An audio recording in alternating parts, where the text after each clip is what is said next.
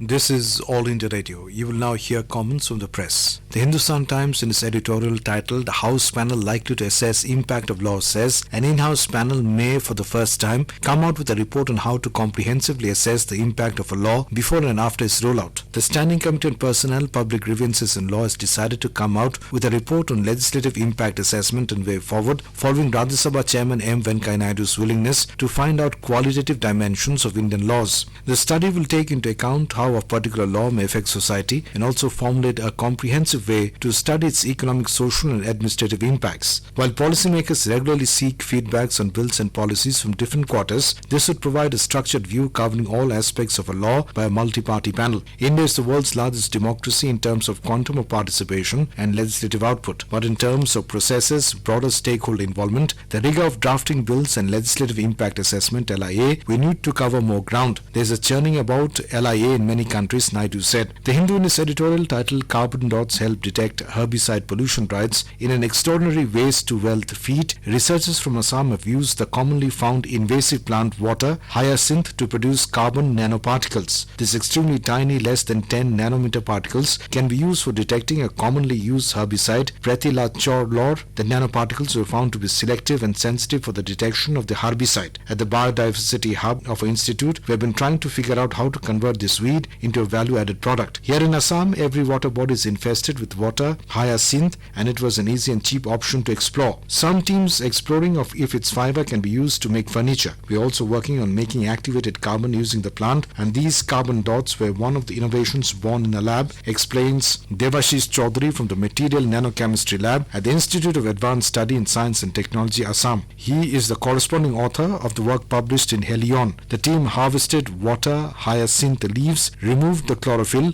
dried and powdered it. The Tribune, in its editorial titled "Trump Signs $738 billion Defense Bill," comments, Washington, December 21st, U.S. President Donald Trump has signed into law $738 billion defense bill, which includes controversial provisions calling for sanctions against Russia and Turkey. Trump approved the 2020 National Defense Authorization Act, NDAA, which would increase the U.S. military spending by about $20 billion, about 2.8% on Friday night at a signing ceremony held at the Joint Base Andrews near Washington, reports Xinhua News Agency. The sprawling legislation has stirred up opposition overseas as it contains punitive provisions against Russia, Turkey and other countries. The bill notes that the NDAA protects European energy security by imposing sanctions related to Russian energy pipelines, Nord Stream 2 and Turk Stream. Despite facing potential sanctions, Russia and Germany have reaffirmed their commitments to complete the Nord Stream 2 project and put it into operation. Russian Foreign Minister Sergei Lavrov said last week in Washington that neither Nord Stream 2 nor Turk Stream will stop. The bill also renewed the decision to exclude Turkey from the US-led F-35 fighter jet program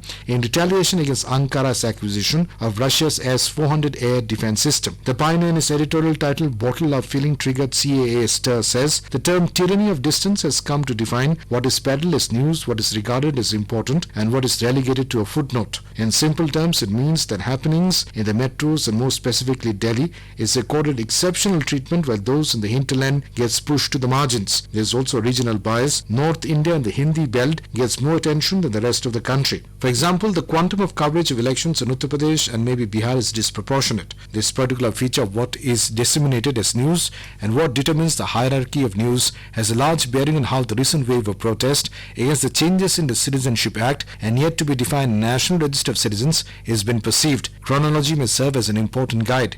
The Citizenship Amendment Bill cleared its final parliamentary hurdle on the evening of December 11, 2019.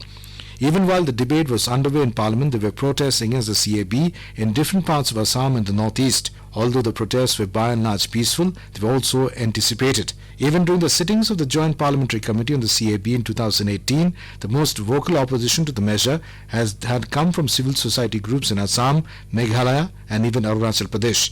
The concern centered broadly on two themes: the reality of demographic change triggered by the influx from East Pakistan, Bangladesh, and concerns over the cultural and linguistic identities of the region. Those were the comments from the press presented to you by the News Services Division of All India Radio.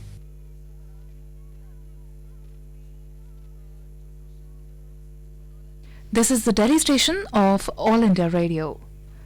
The program summary for today and tomorrow, that is 22nd December 2019.